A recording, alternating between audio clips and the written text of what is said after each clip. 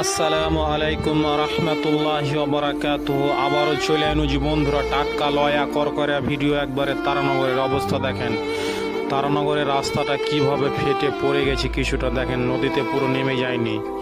তারানগরবাসীর জন্য আপনারা অবশ্যই বেশি বেশি করে দোয়া করেন ও আল্লাহ যেন তাদেরকে হেফাজত করে, এবং আপনারা এত দোয়া করবেন যেন আল্লাহর কাছে পৌঁছে যায় দোয়াগুলো। আল্লাহ যেন তাদেরকে মাফ করেন এবং ক্ষমা করে দেয়, এবং নদী যেন ভাঙন কাটন বন্ধ হয়ে যায়। হে আল্লাহ, তুমি তাদেরকে ক্ষমা করো ও মাফ করো। নদী কাটা খুবই দ্রুত বন্ধ করে দাও রব্বুল আলামিন। মানুষ তারা দিশেহারা হয়ে গেছে, তাদের অবস্থা খুবই ভয়ানক কঠিন। তারা কি করবে, কি খাবে, কি পরবে কিছু বুঝতে পারছে না। হে রব, তুমি তাদেরকে ক্ষমা করো, তুমি তাদেরকে মাফ করো, তুমি তাদেরকে হেদায়েত দাও, তুমি তাদেরকে তোমার ইসলামের পথে নিয়ে আসো রব্বুল আলামিন।